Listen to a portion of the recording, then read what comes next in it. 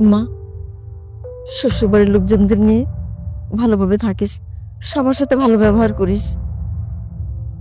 মা, তুমি নিজের খেয়াল রেখো, ঠিক সময় খাবার খেয়ে নিও, আর ওষুধগুলো খেতে কিন্তু একদম ভুলো না। তুমি আমাকে নিয়ে চিন্তা করো না।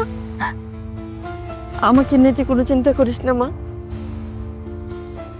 হে আল্লাহ, আর কিছুক্ষণ পরেই আমার বিয়ে, নতুন জীবনের শুরু। তুমি দেখো আমি যেন আমার স্বামীর সংসার ভালোভাবে করতে পারি, আমি যেন আমার স্বামী শ্বশুরবাড়ির লোকজনের মন জয় করে চলতে পারি, আমি যেন আমার স্বামীর আদেশ মেনে চলতে পারি।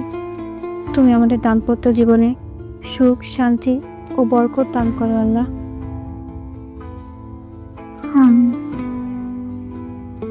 কিরে মা, সবাই তোর জন্য অপেক্ষা করছে, তাড়াতাড়ি চল।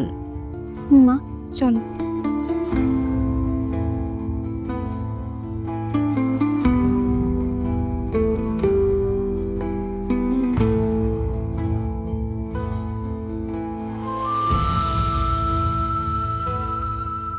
আলহামদুলিল্লাহ, কবুল। আলহামদুলিল্লাহ, কবুল। বাবা, তোমার হাতে আমি আমার মেয়েটাকে তুলে দিলাম। আমার মেয়েটাকে তুমি দেখে রেখো। এখন থেকে তুমি ওর অভিভাবক। আমার মেয়েটা যদি কোনো ভুল করে, রাগারাগি না করে ভুলগুলো শুধরে দিও। বিয়ান সাহেব, আপনি একদম মন খারাপ করবেন না। আমার দুই মেয়ের পাশাপাশি আজ থেকে ও আমার একটা মেয়ে, আমার বাড়িতে মেয়ে হয়েই থাকবে। আপনি একদম টেনশন করেন না। আপনার কথায় আমি স্বস্তি পেলাম। মা, শ্বশুরবাড়ির লোকজনদের নিয়ে ভালোভাবে থাকিস, সবার সাথে ভালো ব্যবহার করিস। মা, তুমি নিজের খেয়াল রেখো, ঠিক সময় খাবার খেয়ে নিও, আর ওষুধগুলো খেতে কিন্তু একদম ভুলো না। তুমি আমাকে নিয়ে চিন্তা করো না। আমাকে নিয়ে তুই কোনো চিন্তা করিস না মা।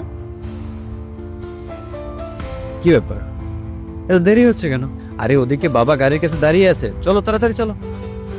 বিয়ান সাহেব, আসি, একদমই টেনশন করবেন না। আপা ভরসা আমার মেয়েটাকে ছেড়ে দিলাম। চলো, আসো আসো বৌমা।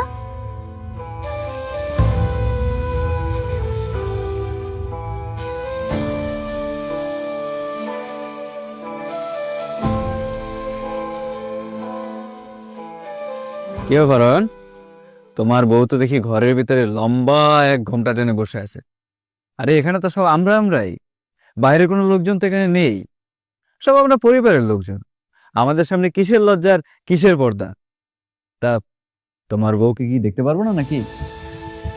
বউকে দেখতে পারবেন না কেন দুলাভাই? অবশ্যই দেখতে পারবেন। বউকে দেখা কি নিষেধ নাকি?